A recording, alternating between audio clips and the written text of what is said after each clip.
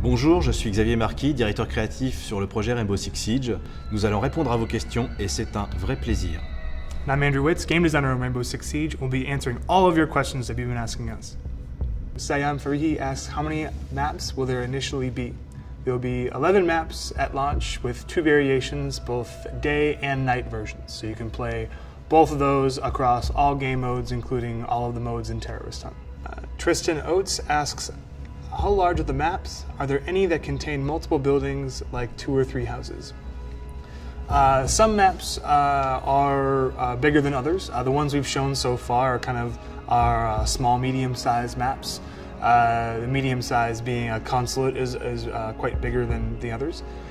We do have what we call in our own terms a large map for close quarters combat. So keep in mind we are close quarters. That will be unveiled soon. It actually is 2 buildings connected by a insulated bridge. So you can go across both buildings and it's connected by one bridge. Which is pretty cool because you can, as an attacker, kind of don't know where the objective is in building 1 or building 2. So yes, we will have that, and there's one map I can think of that has that as well. Terry Joseph asks, will Australia have local servers, and if so, what platforms will have them? Well, Terry, all of our the Rainbow Six Siege, we have dedicated servers across all platforms. So no matter what platform you're on playing Rainbow Six, you'll be playing on dedicated servers. And yes, Australia will have dedicated local servers, so keep an eye out for where your nearest server is, and we'll be providing that information to you as we get closer to launch. Question de Nick Perkins. One thing I never see in a game of destruction, and I'm wanting to know, how will the destruction in the game go with the gameplay? La destruction, pour nous, c'est l'outil que l'on donne aux forces d'assaut. À partir du moment où on dit aux forces de défense, vous pouvez renforcer, vous pouvez transformer votre lieu pour construire un véritable château. Cette fois-ci, pour les forces d'assaut, ça prend son sens d'aller commencer à détruire, chercher une brèche, voire même la créer cette brèche. Et on voulait que la créativité puisse être au cœur de l'expérience de jeu. Donc pour nous, il nous fallait une destruction procédurale. Donc là-dessus, c'est pas du fake. C'est-à-dire qu'à partir du moment où vous êtes une force d'assaut, il va falloir étudier le lieu pour trouver le meilleur endroit où vous pouvez vous infiltrer, soit en passant directement par une entrée naturelle qui aura été laissée à l'abandon, non fortifiée, soit directement en allant détruire. Et puis la destruction, c'est plus que ça. Parce qu'en fait, très vite, quand on l'a lâché, nous, on avait un principe qui était la destruction, on va l'offrir aux joueurs et puis ils vont commencer à créer des passages. D'un seul coup, les joueurs ont fait autrement. Ils sont arrivés, petit trou juste dans le mur, et on commence à regarder, à observer. D'un seul coup, la destruction devient un outil d'observation, devient une meurtrière de visée. Et puis après, on a vu très vite, mais en moins de 10 minutes, les premiers gameplays émergents, ça n'a pas raté. Premier trou de fait, hop, je pitch une grenade derrière, etc. Et on s'est rendu compte que c'était possibilité de créer des pièges de partout en fait. Et là, le procédural vous permet de créer un piège au ras du sol, au plafond, etc. Vous pouvez faire ce que vous voulez avec cette destruction. So Peter Todorovic asks, what will be included in the beta, and will any progress unlocks carry over to the game's release? Well, in the beta there will be progression. You can progress in the game and unlock operators and weapons. However, it will be reset on launch. So we want everybody to start on the same playing field when we launch the game. So when day 1, when we officially launch the game, October 13th, everyone will be on the same page, and then you'll level up from there. As far as the beta is concerned, we want to pretty much stress test all of our networking capabilities so that we have the best launch possible in October. Gary Gold asks, will the beta be available to all on the same date? Gary, we are trying to launch on September 24th for everyone. Because of the time zone differences, Australia will be launching on the 25th. So the 25th in Australia and 24th in Australia, anybody in that time zone, the 24th for everybody else. Trinity Olsen asks, I pre-ordered my game in Australia from EB Games. How do I get the beta code? Well, Trinity, if you bought it in EB Games in store, you should have received a flyer from the cashier that you pre-ordered from. If you did it online, then you should be getting an email with the beta code on there. So if you did it in the store, you should have something on a piece of paper or a flyer. If you did it in the email, you should get an email in your inbox. Chris Johnson asks, how will the server system work? will there be dedicated servers hosted by ISPs, etc., similar to other games, or will it be player hosted / peer-to-peer? If it's peer-to-peer, how will we determine who is the host? Well, Chris, we are dedicated servers. Rainbow Six Siege will be on players will be playing on dedicated servers on all platforms for our game, so you can enjoy that good news. Question de Mitchell Hastings. What inspired you to make these games? And how does it distance itself from other FPS games? Ce qui s'est passé sur ce jeu, c'est qu'on est parti sans aucun compromis. On est vraiment parti sur l'univers même des Counter-Terrorist Unit, sur ses forces d'intervention. On a observé leur univers et on a écrit des règles autour sans se poser aucune question sur ce qui pouvait exister comme autre jeu de shooter, même si nous sommes des joueurs de shooter, la plupart sur notre floor. Là-dessus, on a vraiment extrait le mot tension de tout ce qui se passe. Donc cette tension, on lui a monté des outils autour, on a dit bah tiens, pour avoir une tension, il faut déjà exprimer des choix que l'on engage directement dans le jeu, que l'on engage contre l'adversité, que l'on engage pour résister, pour être vivant le plus long terme, etc. dans cette expérience. Très très vite, on a commencé à rajouter des règles, on a commencé à rajouter le One Life qui permet justement de mettre le volume au maximum sur tous ces choix. J'ai fait ces choix-là et attention, je peux perdre ma vie, il va falloir que je fasse très attention et en même temps, je lutte contre mon adversaire pour le tuer dans cette tension. C'est ça qui nous a aujourd'hui drivé et c'est ça qui fait une grosse différence avec d'autres shooters. On a des modes de jeu qui s'expriment sur un temps qui est bien à nous. Si je prends le multiplayer, typiquement, il suffit de petits instants, très courts, parce qu'en fait, c'est ça, être dans des forces d'intervention. C'est-à-dire qu'on va attendre le top action et quand le top action part, en moins de 3 à 4 minutes, l'énigme, elle est jouée en tout cas et il y a une décision finale sur cet affrontement des deux forces. Rama Dolman asks, how is the AI working in Terror Hunt? How does it react to players' behavior? Without going into too much detail on how the AI works, we can tell you that the AI actually reacts to everything the player does, if it is, in earshot or just near the player.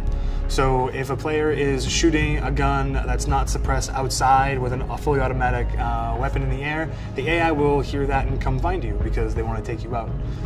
Additionally, if you and your teammates are moving throughout the map and you're quiet, but you took out one guy with a headshot and the other guy you didn't and he ran away, he is now alerting others.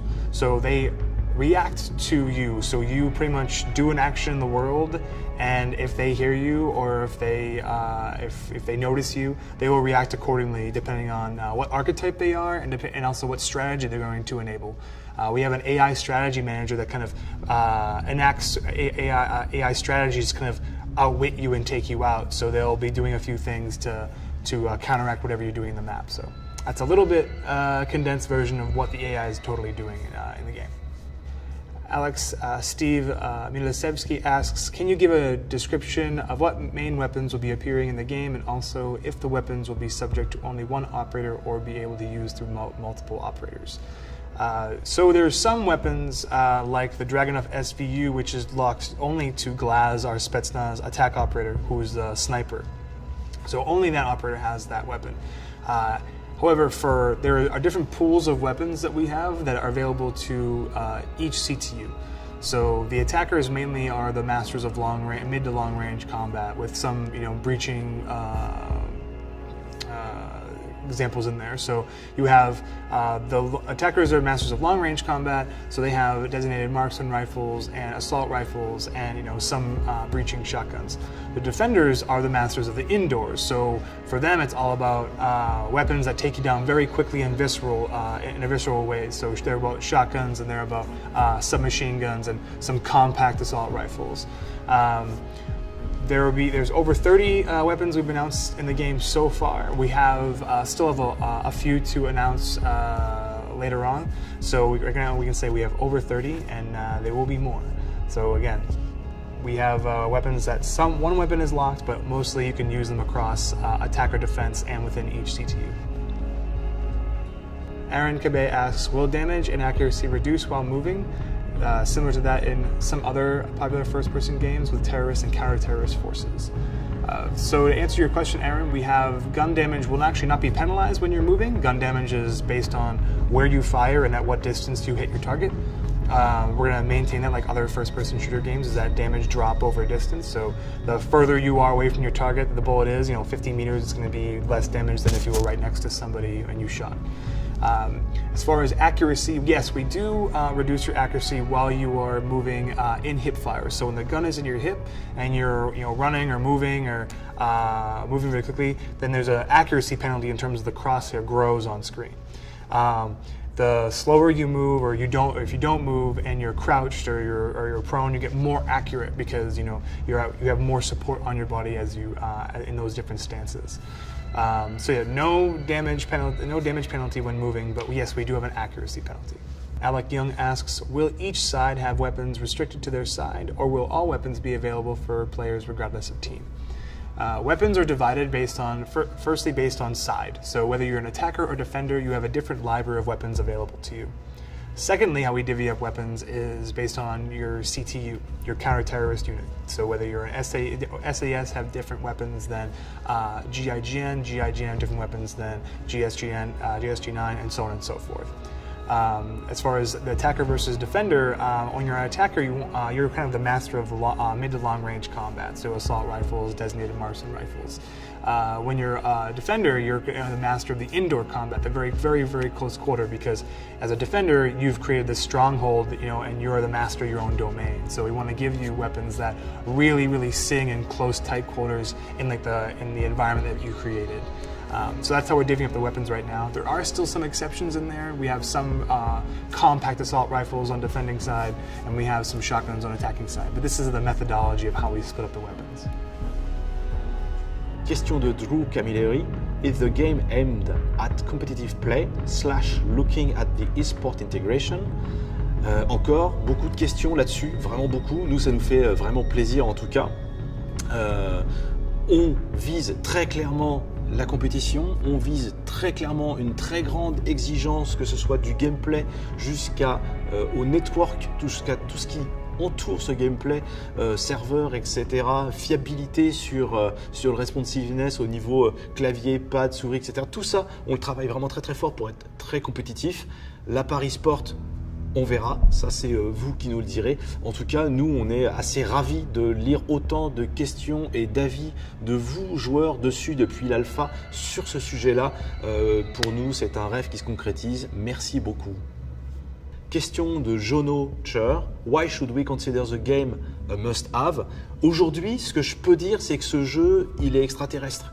Ce qui va se produire sur cette fin d'année, en tout cas, c'est qu'il est le seul à avoir cette apparence et cette skin et tous ces détails particuliers, toutes ces règles, le fait qu'on soit dans de l'asymétrie complètement avouée, affirmée, avec deux corps vraiment à apprendre, l'attaque, la défense, tous ces opérateurs qui emportent avec eux leur propre matériel, le fait d'avoir un pic, des choix importants d'opérateurs à chaque fois que l'on joue, le fait que le joueur aussi va devoir maîtriser plusieurs opérateurs finalement pour être très confortable dans ce genre de jeu, le fait aussi qu'on expérimente le One Life, c'est-à-dire une balle et vous pouvez sortir directement de l'expérience, le fait que toute cette rythmique de jeu soit à part, toutes ces règles soient hors normes, le fait que l'on puisse renforcer, défendre, détruire, jouer avec la destruction, créer des trous à certains endroits, faire des pièges un peu partout à travers le level design, toutes ces règles-là font que ce jeu aujourd'hui est un extraterrestre. Il est déjà un extraterrestre à Ubi, il sera un extraterrestre demain. Je vous invite à y jouer. Merci encore pour toutes vos questions, j'espère que nos réponses vous ont permis de mieux rentrer dans le monde de Rainbow Six Siege.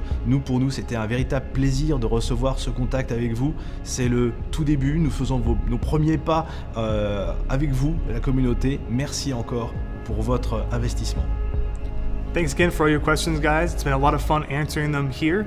And we look forward to all your feedback at the beta on September 24th. We're going to use all that feedback to make the best launch possible